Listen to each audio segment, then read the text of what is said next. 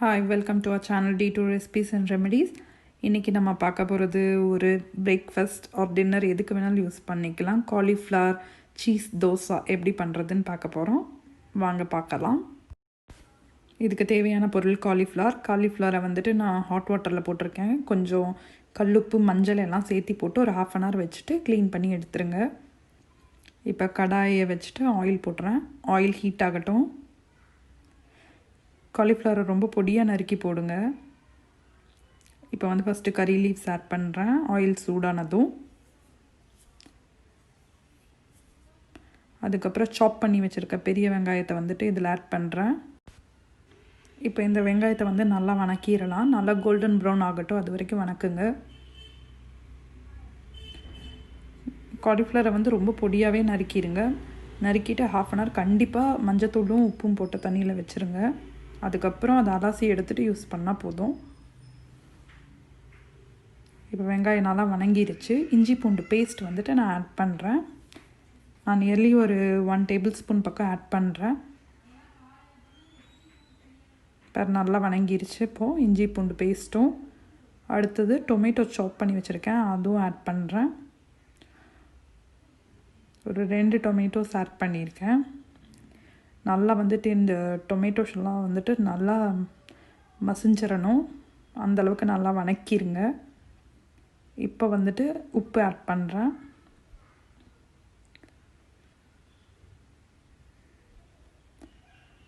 இப்போ உப்பு ஆட் பண்ணி நல்லா வதங்கிருச்சு. இப்போ சில்லி பவுடர் ஆட் பண்ணுறேன். காரம் எவ்வளோ தேவையோ அதுக்கு தகுந்த மாதிரி ஆட் பண்ணிக்கலாம். கரம் மசாலா ஆட் பண்ணுறேன். நீங்கள் வேணும்னா சில்லி பவுடர் கூட கொஞ்சம் பச்சை மிளகாயும் நறுக்கி போட்டுக்கலாம். பட் குழந்தைங்க சாப்பிட்றதுனா அது கஷ்டம், பச்சை மிளகாய் இருந்தால். அதனால தான் நான் வெறும் சில்லி பவுடர் மட்டும் ஆட் பண்ணுறேன். இதோ தண்ணி வடித்து காலிஃப்ளவரை க்ளீன் பண்ணி வச்சுட்டேன். இப்போ காலிஃப்ளவரை வந்துட்டு இது கூட ஆட் பண்ண போகிறேன். ஆட் பண்ணியாச்சு. ஆட் பண்ணிவிட்டு நல்லா வதக்கிடுங்க. சால்ட் செக் பண்ணிக்கோங்க, பத்தலைன்னா இன்னும் கொஞ்சம் ஆட் பண்ணிக்கோங்க. இப்போ நல்லா வதக்கியாச்சு. அப்பப்போ வந்துட்டு இதை கிளறிட்டே இருங்க. இப்போ நம்ம தண்ணி ஆட் பண்ணுற ஸ்டேஜுக்கு வந்தாச்சு.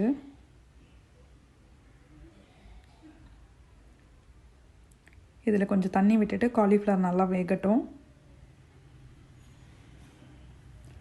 அதுக்குள்ளே நான் பட்டாணி வந்துட்டு வேக வச்சு எடுத்து வச்சுருக்கேன். சால்ட் போட்டு பட்டாணி வேக வச்சு எடுத்து வச்சுருக்கேன்.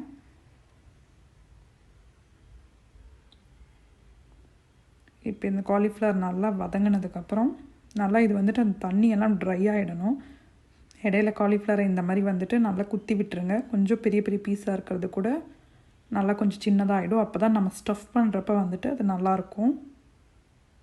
இப்போ பட்டாணியை வந்துட்டு இதில் ஆட் பண்ணுறேன். ஆட் பண்ணி இதை நல்லா மிக்ஸ் பண்ணிடுங்க. மிக்ஸ் பண்ணிவிட்டு இது வந்து நல்லாவே ட்ரை ஆகணும். கிரேவியெல்லாம் இருக்கக்கூடாது. ஸோ நல்லாவே ட்ரை ரோஸ்ட் மாதிரி ஆகிடணும். இப்போ லாஸ்ட்டாக பெப்பர் பவுடர் ஆட் பண்ணுறேன். போட்டுட்டு நல்லா மிக்ஸ் பண்ணிவிட்டு இதை விட்டுருங்க. ஃபஸ்ட்டு காலிஃப்ளவர் வேகிறப்ப மூடி வச்சிங்கன்னா போதும். அதுக்கப்புறம்லாம் வந்துட்டு ஓப்பன் பேன்லேயே இது குக் ஆகட்டும். அப்போ தான் ரொம்ப ட்ரை ஆகும். இப்போ ட்ரை ஆகிடுச்சு. இதை வந்து நான் ஒரு பவுலுக்கு மாற்ற போகிறேன். மாற்றிட்டேன். இப்போ எப்படி வந்துட்டு நீங்கள் தோசைக்குள்ளே ஸ்டஃப் பண்ணுறதுன்னு பாருங்கள். ரொம்ப நல்லாயிருக்கும். கண்டிப்பாக ட்ரை பண்ணி பாருங்கள். இப்போ வந்துட்டு கல் சூடாகட்டும். ஆல்ரெடி ஆயில் அப்ளை பண்ணியிருக்கேன். இதில் வந்துட்டு தோசை மாவு எப்பவும் போல் தோசை நீங்கள் போட்டுக்கலாம். எப்போவுமே உருளைக்கிழங்கு மசாலா அதே மாதிரி வைக்கிறதுக்கு இதெல்லாம் நீங்கள் டிஃப்ரெண்ட்டாக ட்ரை பண்ணி பார்க்கலாம். இதேமாதிரி மஷ்ரூமை பண்ண முடியும், பன்னீரை பண்ண முடியும். இந்த மாதிரியெல்லாம் வந்துட்டு எல்லா ஸ்டெப்ஸும் நீங்கள் தோசைக்குள்ளே வைக்கலாம். நான் இப்போ கீ தான் போட்டிருக்கேன். இது வந்து மொசரெல்லா சீஸ் சின்ன சின்ன பீசஸாக கட் பண்ணி அதை வந்துட்டு ஃபஸ்ட்டு தோசை மேலே வச்சுருங்க. தோசை கொஞ்சம் பாதி வெந்ததுக்கப்புறம் இது பண்ணுங்கள். அதுக்கப்புறம் இந்த ஸ்டஃப்பை உள்ளே வச்சுருங்க. மேலேயும் வந்துட்டு மொசரெல்லா சீஸை வைங்க.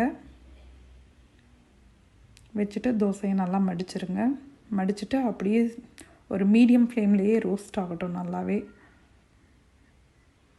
அந்த சீஸ் எல்லாம் வந்து மெல்ட் ஆகணும். அதுக்காமல் திருப்பி போட்டுருங்க. திருப்பி போட்டுட்டு இன்னும் கொஞ்சம் நேரம் வைங்க. இப்போ ரெடி ஆகிடுச்சு. நான் பிளேட்டில் சேஞ்ச் பண்ணிவிட்டேன். கண்டிப்பாக ட்ரை பண்ணி பாருங்கள். கமெண்ட் பாக்ஸில் எப்படி இருந்துச்சுன்னு கமெண்ட் பண்ணுங்கள். இந்த வீடியோ உங்களுக்கு பிடிச்சிருந்தால் லைக் பண்ணுங்கள், ஷேர் பண்ணுங்கள், சப்ஸ்கிரைப் பண்ணுங்கள். மறக்காமல் பெல் ஐக்கானை கிளிக் பண்ணுங்கள். தேங்க்யூ.